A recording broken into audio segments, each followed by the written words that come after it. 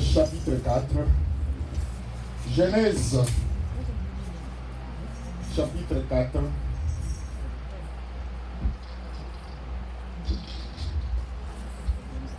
Du verset 1 à 12. Genèse chapitre 4, du verset 1 à 12.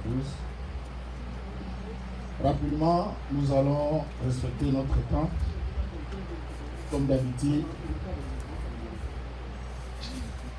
Nous allons respecter notre temps, Genèse chapitre 4. Ceux qui n'ont pas la Bible, ne vous en faites pas, ne vous dérangez pas. Tout est écrit et tout est mis à la télévision. Adam connut Ève, sa femme, elle conçut et elle enfanta Caïn. Et elle dit, j'ai formé un homme avec l'aide de l'Éternel. Elle enfanta encore son frère Abel. Abel fit berger et Caïn fit laboureur. Au bout de quelques temps, Caïn fit à l'Éternel une offrande de fruits de la terre. Et Abel de son côté en fit une des prémenés de son troupeau et de leur graisse. L'Éternel ne porta un regard favorable sur Abel et sur son offrande. Des choses, Dieu va porter son regard sur la personne et ce qui apporte devant ou à l'Éternel. Mais il ne porta pas un regard favorable sur Caïn et sur son offrande. Caïn fut très irrité et son visage fut abattu. Et l'Éternel dit à Caïn, pourquoi es-tu irrité? Ici l'Éternel tentait de prévenir à Caïn les dangers tentés d'en devenir. Et pourquoi ton visage est-il abattu? Certainement, si tu agis bien, il relèvera ton visage. Et si tu agis mal, les péchés se couchent à la porte et se désirent. Se portent vers toi, mais toi domine sur lui. J'ai aimé ce verset parce que Dieu montre que l'homme a les capacités de dominer les péchés. C'est ça que vous ne comprenez pas. C'est là que si vous lisez dans la Bible dit aucune tentation qui est humaine, Dieu ne laissera pas un homme puisse tomber. Il donnera toujours les moyens par lesquels Dieu va surmonter la tentation. C'est ça que j'ai toujours l'habitude de dire à l'église. Si vous tombez dans une tentation, c'est vous-même qui avez voulu tomber. Parce que l'homme, Dieu lui a donné le pouvoir de surmonter. Si vous refusez quelque chose, la chose va aussi accepter votre refus. Et il ajoute, cependant, Caïn adressa la parole à son frère Abel. Qui va refuser l'offrande? C'est Dieu. Qui ne va pas faire un regard favorable sur l'offrande de Caïn? C'est Dieu. Mais regarde maintenant la méchanceté humaine. Cependant, Caïn adressa la parole à son frère Abel. Mais, comme ils étaient dans les champs, ils étaient à deux. C'est cela qu'il faut vous faire attention quand vous êtes à deux. Et surtout, si vous êtes l'homme et la femme. Et il ajoute, Caïn se jeta sur son frère Abel et il le tua. Il ajoute en disant, l'Éternel dit à Caïn, où est ton frère Abel? C'est l'Éternel qui pose la question. Dieu savait, il fait l'ironie du sort. Il dit, suis-je le gardé de mon frère? Regarde le langage insolent. Lorsqu'une personne est fautive, c'est ça la réaction. Et Dieu dit, qu'as-tu fait? La voix du sang de ton frère crie de la terre jusqu'à moi. Bien aimé, c'est le verset 11. Nous allons souligner plutôt verset 10. Je vais revenir sur ça, c'est très important. Maintenant, maintenant tu seras maudit de la terre qui a ouvert sa bouche pour recevoir de ta main le sang de ton frère. Dans le verset 12, pour terminer, quand tu cultiveras le sol, il ne te donnera plus sa richesse, tu seras errant et vacabond sur la terre. Voilà le thème que nous allons parler aujourd'hui. Tu seras errant et vacabond si tu n'écoutes pas la voix de l'Éternel. L'Église, je sais que vous avez déjà entendu ces versets, même ces paroles. Mais ce que nous voulons tirer aujourd'hui, c'est que Dieu est en train de nous dire, tu seras errant et vacabond si tu n'écoutes pas la voix de Dieu. Il y a beaucoup de gens qui pensent que parce qu'ils sont en train de réussir dans la vie, c'est-à-dire Dieu est avec eux. Non. Je vais vous dire une chose. Il y a d'autres personnes sur cette terre, ils ne connaissent pas Dieu.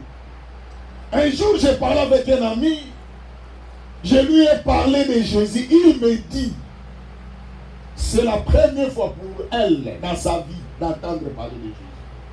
il ne connaît pas le Seigneur. Il ne connaît pas Dieu. Je partageais avec lui, avec elle plutôt. J'étais en train de lui expliquer parce que je lui ai posé la question. Pourquoi il y a des fois quand vous faites le mal, vous le faites avec toute la volonté possible? Il me dit, nous sommes en train de faire le mal ou de festoyer, de jouir, parce que nous savons que c'est le moment de profiter avec le corps quand nous sommes encore sur cette terre. Ça, c'est la réponse qu'il m'a donnée. Mais je lui ai fait découvrir un verset biblique qui nous montre qu'après la mort, il y a encore une autre vie. Qu'il faut faire attention, que tu peux encore vivre dans l'autre monde, mais à condition que tu puisses avoir la connaissance comment gérer ta vie sur ce monde. Pour ce monde. L'Église. Ici, nous regardons l'histoire de Caïn et Abel. Nous connaissons cette histoire. Caïn qui veut dire acquisition de. Et Abel qui veut dire vanité. Et la Bible nous dit les deux enfants de Adam et Ève. La Bible dit Adam connut sa femme. Ici, la Bible nous parle du verbe connaître. Je vais vous dire que le verbe connaître est expliqué dans plusieurs façons. Mais ici, le contexte que la Bible nous parle, c'est de l'intimité sexuelle. Adam connut sa femme. Et la Bible dit il enfanta Caïn. Et après cela, il va enfanter Abel. Entre les deux frères, ils ont décidé d'aller offrir à l'Éternel une offrande. Et si vous lisez dans la Bible, vous allez voir que c'est lui qui a eu l'initiative. C'était Caïn, c'est lui qui a eu l'initiative. Et la Bible nous démontre que faisait Caïn et que faisait Abel. La Bible dit que Caïn était un laboureur. Mais Abel était un berger, un bouffier. C'est lui qui était là pour paître les brebis. Mais la Bible nous dit qu'il fut un moment que les deux frères voulaient aller offrir à l'Éternel selon les moyens qu'ils possédaient. Et la Bible ajoute en disant on donne ce qu'on a. L'Église, n'attendez rien à la personne qui est mauvaise de vous donner de bonnes choses. Vous n'aurez pas ça. Si dans la vie quelqu'un est mauvais, il reste mauvais. À moins que le Seigneur peut le changer. Et c'est pour cela que même la Bible dit il fait profession de connaître Dieu, mais il les réunit par leurs œuvres. Il y a beaucoup de gens tellement de nature, même quelqu'un s'il est égoïste, ne vous en faites pas. Même s'il a beaucoup d'argent, il ne partagera jamais. Parce qu'à lui, c'est un égoïste. Mais s'il y a aussi quelqu'un qui a de la libéralité, même s'il n'a rien, il va toujours partager. C'est pour cela qu'il y a des fois, vous vous posez la question, vous cherchez des sujets de prière. Il y a plusieurs sujets de prière que vous devez demander à Dieu. Seigneur, tu m'as créé sur cette terre, mais je vis à contre-courant. Ce que je fais dans ma vie n'est pas normal. Seigneur, aide-moi que je fasse de bonnes choses. Parce que la Bible nous dit l'Église. Permettez. La Bible nous dit l'Église. Quand les deux frères se sont décidés d'aller offrir à l'Éternel, la Bible nous dit Caïn va donner ce qu'il a. Et la Bible dit Abel aussi de son côté va donner ce qu'il avait. Mais curieusement, celui qui juge, celui qui apprécie, c'est Dieu. Et la Bible dit c'est Dieu qui va apprécier. La Bible dit Dieu porta un regard favorable sur Abel et sur son frère. Deux choses. C'est pour cela que j'ai toujours l'habitude de dire à l'Église, vous pouvez amener même des millions de dollars à l'Église. Si votre cœur n'est pas disposé, cela ne dit absolument rien. Vous savez, il y a des gens qui donnent l'offrande, ou il y a des gens qui donnent, qui aident les gens pour que les autres personnes les voient. Ça, vous n'avez rien fait. Mais il faut donner selon le cœur. Rappelez-vous de l'histoire de Jésus. Quand Jésus était au temple, il y avait des gens qui venaient donner l'offrande. Jésus était là pour regarder l'offrande. C'est que moi je n'ai jamais fait, mais Jésus l'a fait. Et la Bible dit que Jésus était là pour regarder l'offrande, pour voir chaque personne comment il donnait. La Bible dit qu'il y avait des gens qui venaient avec beaucoup d'argent qui donnaient. Mais il y avait une femme qui avait apporté 2 pièces.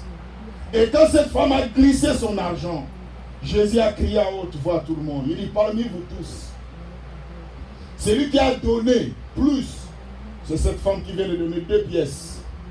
Le problème de Jésus, ce n'était pas les 2 pièces. Le problème du Seigneur, ce n'était pas les montants. Mais le problème du Seigneur, c'était la disposition de cœur. L'église, est-ce que vous savez, même il y a un verset qui nous dit dans Proverbe, ne mangez pas la nourriture de la personne dont son visage ou son cœur est malveillant. Vous savez que la Bible dit, lorsque vous mangez, vous risquerez de vomir. Quelqu'un ne veut pas de vous. Tu sais qu'il est au courant, mais il te donne par contre cœur. Ne mangez pas. C'est ça que la Bible nous dit. Et la Bible dit que l'Éternel porta un regard favorable sur Abel et sur son offrande. La façon dont Abel venait à l'Éternel, m'église, la façon dont vous venez à l'Éternel, c'est ça la première de l'offrande. Ce n'est pas d'abord votre argent. Si vous êtes sérieux, j'ai toujours l'habitude de dire à l'église, soyons sérieux, même ici lorsque nous prions. Soyons sérieux. Vous ne venez pas dans cette église pour moi. Moi non plus, je ne viens pas pour vous. C'est vrai que quand il est un temps pour prier, je cherche la face de Dieu. Un jour, j'ai toujours l'habitude de vous raconter cette histoire. Nous étions en retraite avec tous les serviteurs de Dieu. Parmi tous, il y avait l'un des collègues pasteurs. Nous étions en train de prier, il était en train de déranger. Moi, j'étais très concentré, mais il était en train de me déranger. À la fin de la prière, je suis allé le voir. J'ai dit, mon frère, tu as un problème spirituel. Tu as besoin de la délivrance. Il faut que le Seigneur te délivre. Parce que ce sont des moments cruciaux. Ce sont des moments opportuns. L'église, ces moments que vous êtes ici dans la présence de Dieu, vous ne perdez rien, maman, ma soeur. Au contraire, vous venez de magasiner. Vous venez d'encaisser dans le royaume des cieux. Un jour, cela va vous aider. Et la Bible dit que l'Éternel ne porta pas un regard favorable sur Caïn et sur son offrande. Qu'est-ce que Caïn a fait? Lui, il a apporté le fruit de son travail. Bien aimé, ce que tu fais, c'est ce que tu vas apporter. Je donne un exemple. Si par exemple, nous avons parmi nous une personne qui est ici, son travail c'est la fornication. Il gagne son argent dans la vie de l'impudicité de la fornication. Comme on dit les pipes. Par exemple. Ces gens-là ici viennent à l'église, par exemple. Je ne sais pas s'ils sont dans les églises. Pensez-vous quel argent va amener? C'est toujours l'argent de son travail qu'il fait là-bas. La Bible dit on donnerait ce qu'on a. Ce que tu as, tu sais que tu vas donner.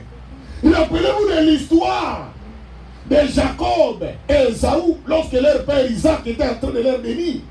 La Bible dit le père a béni Jacob. Mais lorsque Esaü est venu après, il a demandé la bénédiction. Le père lui dit, ce que j'avais, je vais le donner à ton frère, je n'ai plus rien. Mais Esaü a insisté. À lieu place de comprendre que mon père vient de tout donner à mon frère. Il a dit, père, tu n'as plus autre chose. Effectivement, le père avait autre chose. Vous devez savoir, l'église, dans la vie, nous avons deux choses. Nous avons la bénédiction et la malédiction. C'est pour cela que vous allez voir que comme il a insisté, le père va libérer ce qu'il avait, la malédiction. Il n'y a pas de bénédiction, il n'y a pas de malédiction. Et le père va commencer à maudire Esaü. Parce que c'est Esaü qui a provoqué cette malédiction. Il dit, tu seras l'esclave de tes frères. Dans ta vie, tu seras ceci, tu seras cela. Parce qu'il a insisté. La Bible dit que Caïn, l'Éternel ne va pas porter regard dans l'église. Ce qui est plus important dans l'église, ce n'est pas d'abord ce que vous amenez, c'est d'abord votre vie. Vous venez à l'église, vous ne comprenez pas l'importance de l'église. Il y a des gens qui pensent que nous venons à l'église pour passer notre temps. Nous venons à l'église parce que ça a l'habitude. Le pasteur va appeler, la soeur ou le frère va appeler. Non, ma soeur. L'homme est trichotomiste. Je vous ai parlé de ça. L'homme est trichotomiste, veut dire corps, âme et esprit. J'ai déjà enseigné j'ai déjà parlé de cet enseignement. L'homme est trichotomiste, corps, âme et esprit. Je vous ai expliqué que l'homme a l'esprit. L'esprit de l'homme est en contact avec l'esprit de Dieu, ou soit l'esprit du diable. Lorsque ton esprit est en contact avec l'esprit de Dieu ou du diable, c'est que cet esprit-là va communiquer avec ton esprit. Ça va transférer ça à l'âme. L'âme, c'est le sentiment. Je vais donner un exemple. Par exemple, le diable te dit, allez tuer ton frère, fais du mal à ton frère ou à ta soeur, ce que nous avons vu ici avec Caïn. C'est l'esprit du diable qui a contrôlé son esprit. Il lui a donné le sentiment de faire du mal à son frère. Ça vient de l'âme. C'est l'âme qui va travailler ça. Et c'est l'âme qui va donner aussi la façon dont tu vas tuer ton frère. Soit par le couteau, soit par l'étranglement, soit par. Et lorsque l'âme travaille cela, l'âme ne se limite pas là-bas. Il donne ça à le corps. C'est le corps qui va exécuter. Lorsque vous regardez une personne être étranglée, ça vient de l'esprit mauvais qui lui a donné cette inspiration. Et l'esprit mauvais, ton esprit prend, il transmet dans l'âme. Et l'âme prend, ça il donne dans le corps et le corps exécute. C'est ce qui se passe. La Bible nous dit, quand Caïn a remarqué que son frère n'était pas accepté par Dieu, et Dieu n'a pas porté regard sur lui, je pose la question, toi qui es ici, est-ce que Dieu porte son regard sur toi? Je ne sais pas. Il ajoute, il dit, cependant, Caïn adressa la parole à son frère Abel. Vous voyez la provocation, hein? Celui qui agrée, hein, c'est Dieu. Moi, ça m'étonne, ma soeur, mon frère, tu vois, celui qui est à côté de toi, Dieu l'a béni, Dieu lui a donné un bon mariage, ou Dieu a donné la voiture, une maison, ou quoi que ce soit, tu es jaloux. Vous n'êtes pas normal. Ce n'est pas elle. C'est Dieu qui a décidé ainsi. À la place d'accepter la bénédiction de ton frère et de ta soeur, tu es contre lui. Non, tu n'es pas contre lui, tu es contre la personne qui lui a donné. C'est son créateur. La Bible dit, l'Éternel ne porta pas un regard favorable sur Caïn et sur son frère. C'est l'Éternel. La Bible ne dit pas Abel. Mais regarde la provocation d'Abel, de Caïn. Cependant, Caïn adressa la parole à son frère Abel. Ce n'était pas le moment d'adresser les paroles. Donc, il voulait la provocation. Il savait déjà comment Dieu ne lui a pas répondu. Il y a combien de personnes parmi nous n'ont pas encore reçu la réponse de Dieu? Il est en colère contre celui qui a reçu la réponse. Quel est notre problème, l'église? Maman. Mon frère, pourquoi tu es jaloux de celui que Dieu a répondu? Il ajoute, mais comme ils étaient dans les champs, Caïn se jeta sur son frère Abel et le tua. En d'autres termes, Caïn, au fait, la personne qui devait étrangler, ce n'était pas Abel. Il devait étrangler Dieu. Quand il a remarqué que Dieu ne lui a pas répondu, il est venu prendre la tête de Dieu, mais comme Dieu est esprit. Or, la Bible nous dit la colère, c'est comme la pluie. Il ne peut pas retourner. Il faut d'abord que ça tombe. C'est comme ça avec la colère. C'est ça, vous voyez, quand quelqu'un... Un jour, je voyais une femme qui est en train de frapper son fils. Il le frappe sérieusement. Et l'enfant est en train de pleurer. Il dit arrête. Il demande encore à l'enfant d'arrêter. Il dit ferme ta bouche. Quand j'ai vu ça, j'ai appelé la maman. J'ai dit comme tu es en train de frapper, laissez-lui pleurer. Il est en train de libérer la souffrance que tu lui as frappée. Il dit ferme. Il dit non, laissez-lui libérer. Il vient d'introduire quelque chose. Il faut qu'il libère. C'est comme ça avec la colère de l'église. C'est ça que vous allez voir à notre pasteur quand il est en colère. Il prend même tous les habits qu'il avait, il brûle ça. Lorsqu'il termine à faire ça, c'est alors qu'il se sent à l'aise. C'est ça la colère, c'est comme la pluie. Et la Bible dit, comme ils étaient dans les champs, Caïn se jeta sur son frère Abel. Il va se jeter. Tout ça, ça provient d'où? C'est seulement la réponse qu'il a donnée à Abel. Ma sœur, nous sommes dans un monde où nous ne sommes pas sécurisés. Viens laisse dans ta maison avec ton mari, avec ton homme, ou bien avec ton fiancé, Ou c'était peut-être avec ton bon travail. Mais tu ne connais pas la disposition de celui qui est dans ton coin à côté de toi. Hey, l'église, nous avons des cahiers autour de nous. Je vais te dire à celui qui est à gauche de toi, nous avons des cahiers autour de nous. Moi, vous m'étonnez quand vous posez la question à quelqu'un. Regarde-lui. Dis, nous avons des cahiers à côté de nous. Regarde-lui. Tu as peur de lui. Et je vais te dire quelque chose. Dis, peut-être que tu n'es pas cahier de ma vie. Je dis, regarde-lui. Parle-lui. Tu n'es pas cahier de ma vie. Je dis peut-être. Pourquoi je dis ça? Pour que s'il était le cahier, qu'il retire la mission à cahier lui-même. Allez. Je sais que tu n'es pas le cahier, mais il dit peut-être que tu n'es pas le cahier de ma vie. Comme ça, quand tu rentres dans ta maison, tu sens la jalousie entre. Tu dis, hey, toi diable, prends ta mission, ne me donne pas ta mission que moi je fasse ton travail. Il ajoute, il est tiré, bien aimé, il va tirer son frère, son propre frère. J'ai regardé dans la télévision, j'ai vu seulement les titres. Une sœur, ce sont les deux sœurs. Propre sœur, d'une même mère. Il tue sa propre sœur pour rester avec les maris de sa sœur. Il y en a beaucoup de hommes qui sont en train de se déambuler. Tu ne peux pas les demander, même s'ils disent je suis libre. Vous, tu tues ta sœur, tu élimines la vie de ta sœur pour avoir son mari. Et qui t'a assuré que comme tu viens de tuer sa sœur, tu vas te prendre. Ça, c'est quelle foi? Ça, c'est quelle confiance? Ça, c'est quelle assurance? Tu es sûr? Peut-être cet homme-là ne t'aime même pas. Voilà ce que le diable met dans ta vie. Tu supprimes la vie de ta propre sœur pour rester avec les maris. Il y avait une histoire d'une sœur. La sœur va se marier. Je ne dis pas que vous allez dans vos maisons pour chasser vos petites sœurs. Je ne dis pas ça. Je donne un exemple. Il prend sa sœur. Il dit, bon, comme je me suis marié, je vais prendre ma petite soeur, je vais vivre avec elle. Et quand il vivait avec sa soeur, le mari de sa soeur tournait avec la petite soeur de sa femme. Il a engrossé 4 fois, ils ont fait des avortements 4 fois. Avec les maris de sa propre soeur.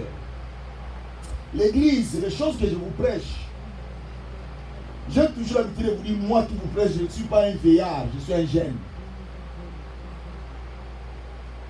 Mais vous devez faire fonctionner votre cerveau. Tout ce que nous faisons sur cette terre, tu vas regretter après. La sœur a fait les fausses couches avec le mari de sa propre sœur qu'il a appelé dans sa maison. La grande sœur n'est pas au courant. Et maintenant, un jour, Dieu va faire grâce, la petite sœur va se marier. Il va aller vivre aussi dans sa propre maison. Mais là, maintenant, il ne va pas prendre dans ses petites sœurs parce qu'il sait ce qu'il est arrivé de faire à sa grande sœur. Là où il est allé, son mari a beaucoup d'argent. Mais il ne montait plus au monde. Les 4 là qu'il avait jetés là, c'était les 4 que le Seigneur lui avait donnés. Et maintenant, un jour, il est allé voir les serviteurs de Dieu pour qu'un homme de Dieu prie pour lui. L'homme de Dieu lui dit, Dieu est en train de me montrer que tu as fait des choses horribles à ta soeur. Et tu as un problème de fécondité. Pour que le Seigneur intervienne dans ta vie, il faut aller te réconcilier avec ta soeur. Est-ce que vous voyez que la sœur ne connaît, la grande sœur ne connaît rien? Mais maintenant, toi, tu as besoin aussi. Parce que la sœur maigrissait. Son mari a beaucoup d'argent. Le mari dit, mais j'ai tout à la maison. Je t'achète des voitures. Tu as la maison. Tu as tout. Qu'est-ce qui ne va pas dans ta vie? La sœur maigrissait chaque jour. L'église, je vous ai dit, tout ce que nous faisons sur cette terre, tu penses que tu as gagné, tu n'as pas encore gagné. Ce jour-là, c'est toi qui jouissais. Mais tu ne savais pas les conséquences qui t'attendaient. Voilà pourquoi j'ai toujours l'habitude de dire à l'église, même moi qui vous prêche. Je ne suis pas saint, mais je viens dans cette église pour demander à Dieu. Vous savez, dans la vie, Dieu vient au secours de ceux qui savent pleurer, de ceux qui savent demander. Et maintenant, on lui dit, tu vas aller parler à ta sœur tout ce que tu as fait avec son mari. Soyez à ma place. Ça, c'est pour diviser la famille ou c'est pour réunir la famille, unir la famille. Voilà les conséquences. Je continuerai cette histoire un jour. Et il dit, et Dieu dit, l'Éternel dit à Caïn, où est ton frère? Il répondit, je ne sais pas. L'esprit de mensonge qui vient de tuer, la Bible dit clair en haut, il tua son frère.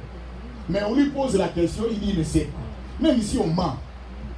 Soyez quand même sérieux, non? Dis peut-être non, je sais, mais ne me dérangez pas. Je crois que c'est aussi quand même une bonne réponse, non? Tu sais, dans la vie, il y a des fois aussi, il y a une façon qui peut éviter quelqu'un. Tu dis, bon, je ne me sens pas bien, parce que je vais faire déjà un travail de tuer quelqu'un. Parce que vous savez, tuer quelqu'un, c'est tout un travail.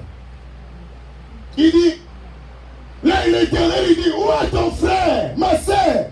Le Seigneur te pose la question, où est ta soeur, où est ton frère? Tu es là, on te pose la question. Il dit, je ne sais pas. Il répondit, suis-je le gardien de mon frère? Ça, c'est de mauvais langage. Hein? D'abord, Caïn, c'est un impoli. C'est un mal éduqué. Parce que les choses qu'il répond, il répond à son créateur. Voilà les raisons qu'il a refusé même son offrande. Vous savez, des fois, Dieu connaît tout. Hein? Dieu voit tout. Vous ne comprenez pas. Les autres viennent faire quelque chose, ils résistent. Toi, tu essaies, ça arrive. Dieu connaît. Combien de personnes parmi nous demandent de Dieu, Seigneur, j'ai besoin que tu me bénisses. Seigneur, bénis-moi. Seigneur, donne-moi. Le Seigneur ne te donne pas. Tu attends. Le Seigneur sait que le jour va te donner. Les gens ici dans les quartiers ne vont pas boire même de l'eau. Parce qu'il sait que c'est toi qui vas commencer. Mais tu vas commencer même à montrer aux gens, tout le monde, tout ce que tu as. Le Seigneur sait. C'est cela qu'il refuse de te donner maintenant. Seigneur, pourquoi tu ne me donnes pas? Seigneur, il te connaît. Il y avait quelqu'un qui a eu seulement les licences, hein, les learn permit. Je ne dis pas une voiture, une learn permit, pas les licences. Les gens disent, il marche, il monte, tout le monde regarde, les learn permit. Or, learn permit, ça veut dire que tu vas essayer, si tu échoues, tu ne prends pas les licences. Il monte déjà avec les learn permit. Quand le Seigneur voit déjà une personne avec les learn permit, il montre déjà. Le Seigneur te donne les ongles, toi-même, tu commences même à marcher comme ça. Comment le Seigneur peut te donner encore d'autres choses? Le Seigneur nous connaît, l'Église. Dieu nous connaît notre cœur. Tu demandes de l'argent, le Seigneur, combien de fois tu n'arrives même pas à avoir des montants, de grosses sommes d'argent? Le Seigneur connaît. Je vous ai raconté l'histoire de notre frère un jour, $100. On lui a donné $100. Frère, ce n'est pas son argent. On dit, frère, allez changer cet argent, tu viens avec. Comme c'était les $100, il change à notre monnaie. Vous comprenez, avec beaucoup d'argent. La route était de cette direction. Le frère a oublié la chemin, il va aller de cette direction. On dit non, le chemin, il a déjà oublié le chemin avec $100. Si le Seigneur te donne 1000, ben, tu vas commencer à marcher comme quelqu'un qui est occupé. C'est quelqu'un qui est busy. C'est là que le Seigneur nous connaît, l'Église. Regardez Caïn. Regardez les conséquences. Hein. En haut, vous dites, mais Seigneur, pourquoi tu n'as pas répondu Caïn? Qu'est-ce que Caïn t'a fait, Seigneur? Le Seigneur savait. Je veux que tu dises à quelqu'un qui a côté de toi, le Seigneur nous connaît. Je veux que le Seigneur nous connaît, l'Église. Même moi, le Seigneur me connaît. Vous savez pourquoi le Seigneur tarde de te bénir? Il veut d'abord te forger. Il veut d'abord te former. Il veut d'abord te mettre dans une position que lorsque tu auras ça, que tu ne sois pas agité. Combien de personnes sont agitées? Tu as l'argent, c'est Dieu qui t'a donné l'argent. Maintenant, tu ne manges pas beaucoup, tu commences même à manger l'esprit de gloutonnerie. Tu deviens un coiffre, un gourmand. Tu commences à manger n'importe quoi. Ça, pourquoi? Parce que tu as de l'argent. Il ajoute, et Dieu dit, qu'as-tu fait? Dieu le voit, Dieu le connaît. Il dit, la voix du sang de ton frère crie de la terre jusqu'à moi, le sang. Ma Église, un conseil que je vais vous donner, l'Église. N'acceptez jamais dans votre vie le sang de quelqu'un soit sur votre tête. N'acceptez jamais. Un jour, il y avait, avant de venir ici aux États-Unis, j'étais au travail. Il y avait notre sœur qui priait. J'étais son pasteur. Alors la sœur avait son téléphone. Il y avait une famille. Dans cette famille, regarde comment le Seigneur oriente, fait les choses. Hein? Non, Dieu est merveilleux. Cette famille-là, il avait leur fils qui était en Europe. Et les fils voulaient parler avec leur famille, ils passaient par l'entremise de notre sœur. Et c'est de là qu'ils vont faire connaissance, ils vont devenir l'homme et la femme. Vous comprenez vous-même. Alors maintenant, je me rappelle, la sœur dit, j'ai mon pasteur, que si tu as quelque chose, tu peux parler avec lui. Et à partir de là, je commence à parler avec ces frères-là en Europe. Aujourd'hui, je ne les connais plus.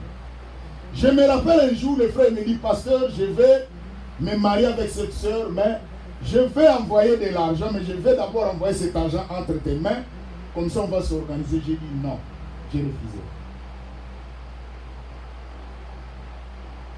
Dans la vie, l'église, il faut laisser les Seigneur vous diriger. J'ai dit non. Parce que tu as ta famille. Donne à ta famille. Moi, je suis un pasteur. Je ne suis pas là pour prendre de l'argent, des mariages de quelqu'un, pour garder. Non, je suis un pasteur. Il faut faire la part des choses. Dans la vie, l'église, vous devez prier Dieu, que Dieu puisse orienter votre cœur. Ne soyez pas agités. Il ajoute. Il dit, quand tu fais le sang de ton frère crie jusqu'à moi, de la tête, jusqu'à le sang. Maman, il y a des sangs de gens qui ont tenté de crier. Combien de personnes sont tentées de pleurer son mari à la quitter à cause de toi? Ou sa femme l'a quitté à cause de toi. Pourquoi cet homme est tenté de pleurer? Cette femme est tentée de pleurer. Le sang est tenté de crier sur toi. Tu ne réussiras pas.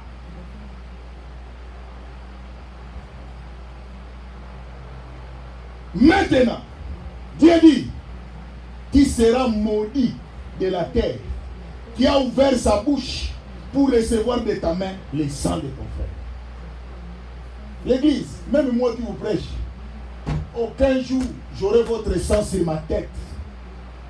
Que tu viens là, que je te donne des messages qui n'ont même pas de fondement, parce que j'ai besoin de ton argent. Je ne causerai pas cette erreur. Je ne le ferai pas. Je te dirai ce que le Seigneur m'a dit, et je ne te dirai pas ce que le Seigneur ne m'a pas dit. Il ajoute pour terminer, quand tu cultiveras le sol, il ne te donnera plus sa richesse, tu seras errant et vagabond sur la terre. Tu seras errant. À cause de quoi? À cause du sang de ton frère. Ma soeur, mon frère, si tu as fait l'autre beau ou belle, quel est ton problème? Si tu as donné à celle-là l'intelligence ou la sagesse, quel est ton problème? C'est l'Éternel. Dans la vie, si vous voulez réussir et rester sur cette terre longtemps, il faut accepter aussi la bénédiction des autres. Il faut d'abord dire merci Seigneur pour avoir donné la beauté, pour avoir donné l'intelligence, la sagesse à mon frère. Je sais qu'un jour le Seigneur qui me donnera aussi les miens. L'église, mais nous sommes emportés par le diable. Caïn a tué son frère Abel. Et la Bible dit, Caïn est devenu errant et vagabond parce qu'il n'a pas écouté la voix de l'Éternel. Et Dieu lui avait prévenu. Dieu lui avait dit, il dit, le péché, il dit, pourquoi es-tu irrité? Pourquoi tu es en colère? Il dit, le péché est dans ta porte, domine-le. Maman, il y a ma soeur, il y a quelque chose qui monte dans ton cœur d'haïr ton frère, d'haïr ta soeur. Combat-les, combat ça. Ne laissez pas. Si cela va te dominer, même l'amour de l'argent, il faut le combattre. Parce qu'il est en train de te conduire à l'erreur, tu vas regretter dans le futur. Voilà pourquoi l'Église. Dieu a envoyé cette parole parce qu'il ne veut pas que tu sois errant et vagabond dans ta vie. C'est pour cela que Dieu t'a envoyé cette parole. Fais attention. Si tu vois quelqu'un dans cette église que Dieu l'a béni, nous tous nous devons être ensemble, le soutenir. Parce que vous savez l'église. Si nous voyons quelqu'un parmi nous, Dieu l'a béni, nous tous nous devons être derrière lui ou derrière elle, le soutenir pour qu'il monte. Parce que quand il va monter, il va nous faire monter ensemble. C'est ça le secret. Mais nous, ce n'est pas le cas. Quand quelqu'un monte, nous tous nous réunissons pour tirer la personne qui descend. Non! Personne ne peut réussir sur cette terre seul. Dieu utilise toujours les autres. La Bible dit, Dieu dit, il n'est pas bon que l'homme soit seul. C'est-à-dire qu'au travers de l'autre que tu vas monter. Même le travail que nous travaillons, tous nous savons que pour avoir du travail, tu es allé dans une agence. C'est au travers d'une autre personne que tu as eu le travail. C'est au travers d'une autre personne que tu peux avoir aussi le mariage. C'est au travers d'une autre personne que tu peux avoir aussi l'élévation. C'est ça la vie. C'est Dieu qui l'a fait ainsi. L'église. Je vais vous parler même moi. Avant de me marier pour aller trouver maman pasteur, l'église, je vous dis, je ne suis pas allé comme ça, comme vous. Non, j'ai envoyé des gens pour aller vérifier. J'ai utilisé les gens. Si toi tu n'utilises pas, c'est ton problème, c'est ton chemin. Moi, je l'ai fait. Et ça paye. Ils sont allés vérifier, même mes parents sont allés vérifier. C'est comme ça, nous, dans cette époque. Nous-mêmes, dans notre époque, c'était pas comme ça pour aller se marier ou prendre une femme. C'est comme ça, comme vous racontez comme ça. Non, nous, on vérifie. Parce que si quelqu'un entre déjà dans ta maison pour sortir, il y a des processus de l'église. En attendant, il n'a pas encore à l'intérieur. Hein. Travaillez déjà fort. Parce que quand il est à l'intérieur, comme il y avait un frère qui dit, pasteur, moi aujourd'hui je vais aller en enfer. Il va aller enlever l'alliance. Non, c'est déjà dans les mains. La Bible dit qu'il va enlever ça seulement quand il le trouve en flagrant. Ce n'est pas une autre personne qui trouve pour toi, c'est toi qui vas le trouver en flagrant. Donc, tu vas rester avec lui. C'est pour cela que je vous ai donné une histoire où un homme dit, celle-ci, cette femme est impossible. Celle-ci, on n'appelle pas os de mes os, mais c'est mon colonne vertébrale. Rappelez-vous encore de cette histoire-là. Pourquoi? Parce que les frères étaient en train de vivre des apocalypses. Or, l'Apocalypse se limite au chapitre 22. Il est déjà au chapitre 26, chapitre 30. Donc, ça veut dire qu'il est en train de voir des choses qu'il n'a jamais vues. Il vient au travail, la femme dit, tu vas préparer toi-même. Il fait ceci, donc l'impolitesse, il manque de respect même en présence de ses amis. L'homme dit, mais moi je ne sais pas quoi faire. C'est déjà l'entrée, pas de sortie. C'est pour cela qu'il faut vérifier avant. Vous seulement quand vous voyez quelqu'un, vous voyez comment... Non, vérifiez d'abord. Allez vous enseigner. Nous, c'est comme ça qu'on a fait. Et puis nous, dans notre époque, ce n'était pas comme vous aujourd'hui, comme ça. Même quelqu'un, il voit... Je ne sais pas comment les gens font de l'air ici. Ils font comme ça pour toi les yeux. Non, nous, ce n'était pas comme ça. L'église vient de faut remercier le Seigneur dans notre époque. Nous, dans notre époque, c'était si tu essayes de parler à une fille, oh non, j'ai besoin de toi, il va aller t'accuser chez ses parents. Rappelez-vous de cette histoire. Tu vas aller te cacher sous le lit. Mais ça, c'est pas comme aujourd'hui. Aujourd'hui, même tu n'as rien dit. Il dit, tu m'as appelé, tu lui as rien dit. C'est comme s'il entend des fois qu'il dit, c'est toi, c'est toi, c'est toi, c'est toi. Voilà pourquoi l'église. L'Éternel, il dit à Caïn, cependant, il dit, où est ton frère Abel? Il répondit, je ne sais pas. Si je l'ai gardé de mon frère. Or, il a oublié que Caïn était le gardien. Ma soeur, mon frère, dis à celui qui est à côté de toi, je suis ton gardien. Non, je veux que tu parles à celui qui est à côté. Regarde-lui. Ce n'est pas un péché. Dis, je suis ton gardien. Mais c'est ça. Dis là pour l'église. C'est ça l'église devant nous servir les uns les autres. Il dit, hey, attention, il y a un danger qui arrive. Parce que tu es le gardien de ton frère et de ta soeur. C'est ça. Même dans cette église, nous devons être les gardiens les uns les autres. Tu me surveilles, moi je te surveille, nous nous surveillons. C'est comme ça que les choses se passent. Si on se surveille, le mal va aller loin de nous. Parce que nous sommes des gardiens. Moi je ne peux pas faire que je surveille. Je vis même dans la nuit.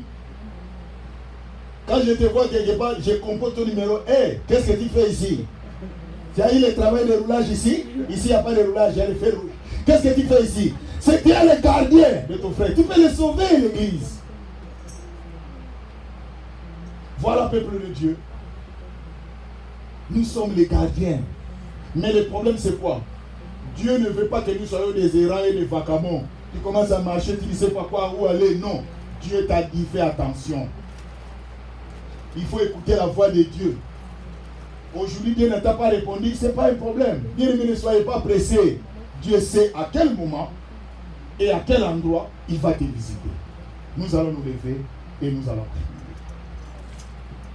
Lève-toi et nous allons prier. Concentre-toi. Parle à Dieu. Nous allons parler au Seigneur. Que le Dieu de la Bible assiste.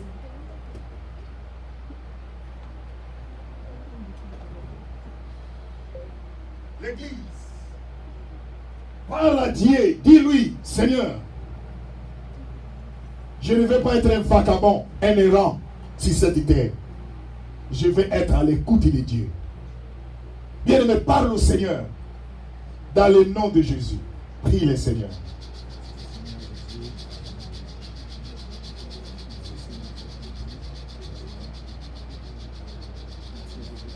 Parle à Dieu.